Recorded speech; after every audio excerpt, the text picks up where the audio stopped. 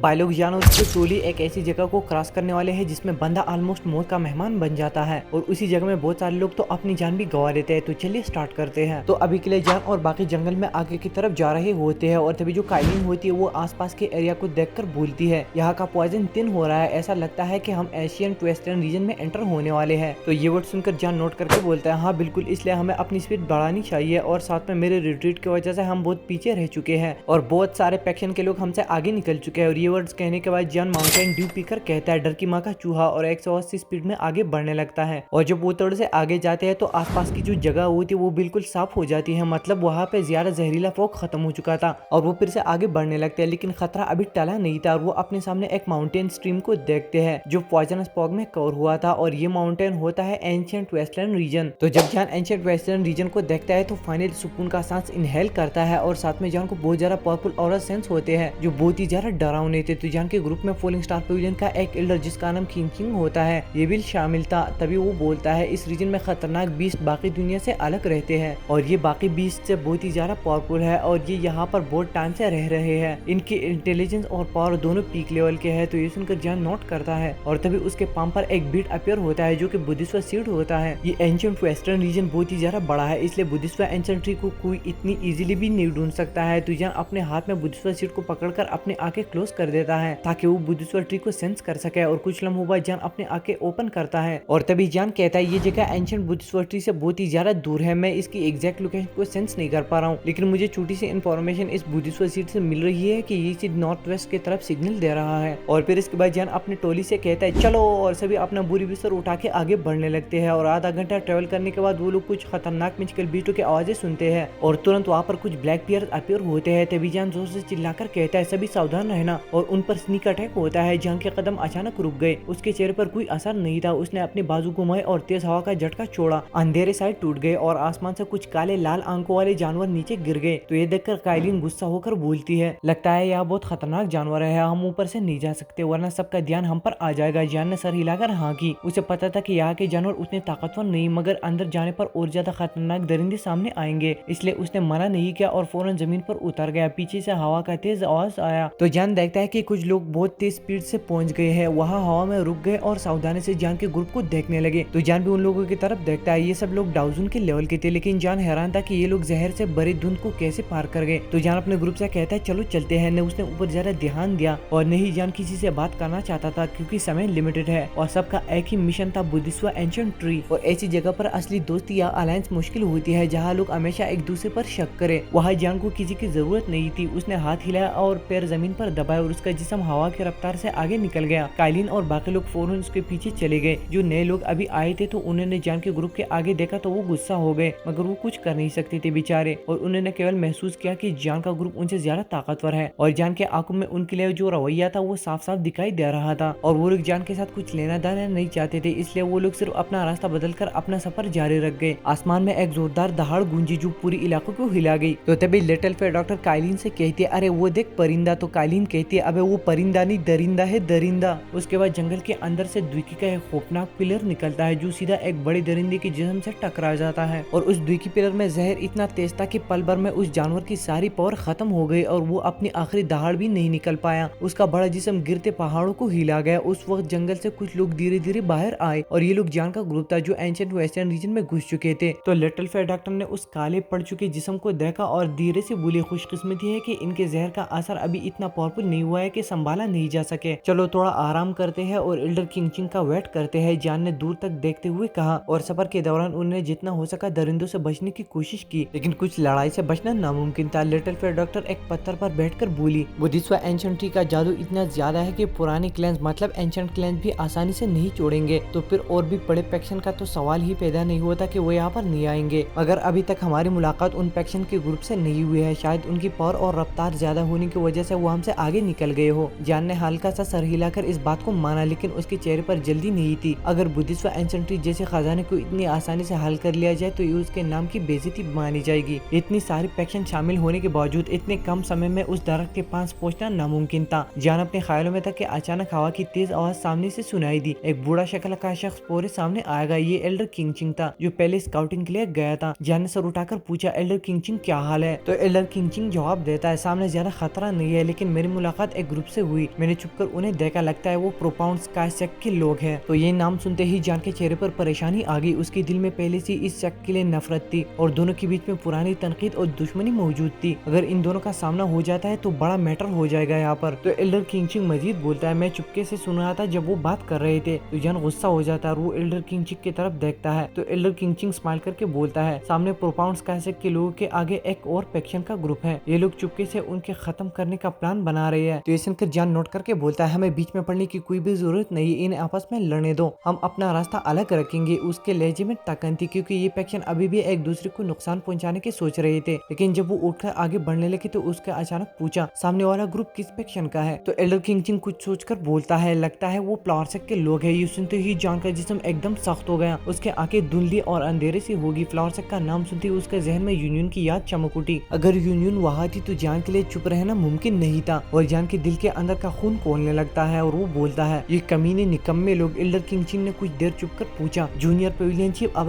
क्या करने वाले हैं? जान के आंखों में दिखने वाला ठंडक अब आग बन चुका था। तो जान बोलता है, वहाँ पर मेरी बंदी की टुकाई हो रही है, यहाँ पर तुम पूछ रहे हो कि क्या करना है? टूट पड़ो हरामखोरो। और इसके बाद जान BMW की स्पीड पकड़कर वहाँ से बहुत ही ज्यादा तेज स्पीड से आगे बढ़ने लगता है। और फिर इसके बाद सीन शिफ्ट होकर हम कुछ बंदों को देखते हैं। तो अभी के लिए बिजली की रफ्तार से कुछ शख्स आसमान में एक पुराने से माहलूल औरा वाले पहाड़ों के ऊपर से गुजर रहे थे, जहाँ एक हल्की सी उदासी भी महसूस हो रही थी। टीचर, वो लोग हमें पक्का पकड़ने आ रहे हैं। और तभी हम एक सुंदरानी को देखते हैं जो एक दरख्त की शाख पर हल्की सी रुकी, फिर फौरन आगे बढ़ने लगी। उसने पीछे पलट कर देखा तो उसकी खूबसूरत आंखों में फिक्र का साया था और ये बंदी कोई और नहीं बल्कि नालान यारान थी। और जो शब्द उसके होठों से निकल रही थी उनसे साफ था कि वो जिसे टीचर कह रही है वो सिर्फ एक ही शख्स हो सकती है, यूनियन। और अगर कोई अपना सर थोड़ा घुमाता तो उसके साथ सफेद लिबास में एक औरत नजर आती थी और उसके चेहरे से निकलती नोबिलिटी ऐसी थी कि जो बयान करना मुश्किल था। उसके पाक साफ शक्ल ने उस पुराने मंजर को और भी हसीन बना दिया था। और ये चेहरा और कोई नहीं बल्कि फ्लावरसेक की नई चीफ यूनियन का था। तो अभी के लिए यूनियन बहुत ही ज्यादा गुस्सा होती है, इसलिए वो कहती है, प्रोपाउंड स्काईसेक की कमीनों लोगों ने हमला भी चुपके से किया जब हम एक मैजिकल बी से लड़ रही थी। इस गद्दारी की वजह से एल्डर किंगहुआ उस दरिंदे के हाथों बहुत ही ज्यादा एल्डर किंगहुआ बुरी तरह से जख्मी हो चुकी है। यूनियन के पीछे एक बूढ़ी सी औरत जो सफेद चेहरा और खून लगे होठों के साथ खड़ी थी गुस्से से भड़क उठती और कहती है, जब हम वापस जाएंगे तो अपनी पूरी सेक की पावर को जमा करके प्रोपाउंड स्काईसेक के मौत का लड़ाई देनी होगी। उसके अल्फाज सुनकर फ्लावरसेक के बाकी एल्डर्स भी गरज उठे, उन कुत्तों को बिल्कुल भी छोड़ना नहीं चाहिए। लेकिन यूनियन ने गहरी सांस लेकर सर हिलाया। उसके आवाज में अब एक लीडर की शांति। उसने कहा, एल्डर शांत हो जाइए, अभी इन बातों का वक्त बिल्कुल भी नहीं है। प्रोपाउंड स्काईसेक हमारे पीछा कर रहा है और वो हमें खत्म करना चाहते हैं। अगर हम इस मुसीबत से बच ही नहीं पाए तो जिंदगी मौत की जंग लड़ने का सवाल ही नहीं उठता। और यूनियन अब पूरी तौर पर फ्लावरसेक की चीफ बन चुकी थी। उसके बातों में एक असर और एक इज्जत थी और जो दुखी उसने जान की मदद से रिफाइन की थी उसकी वजह से अभी के लिए जो यूनियन का लेवल है वो 1000 के 8 स्टार तक पहुंच चुकी है। इसलिए एल्डर चुप हो गए, बस गहरी सांसों के साथ सर हिलाकर मान गए। तो भाई लोग, आज की वीडियो में बस इतना ही। अगर वीडियो थोड़ी सी भी पसंद है तो प्लीज लाइक करें, साथ में अगर आप चैनल पर पहली बार आए हैं तो सब्सक्राइब कीजिए और मिलते हैं नेक्स्ट वीडियो में। तब तक आप अपना बहुत बहुत ख्याल रखें। Thank you so much.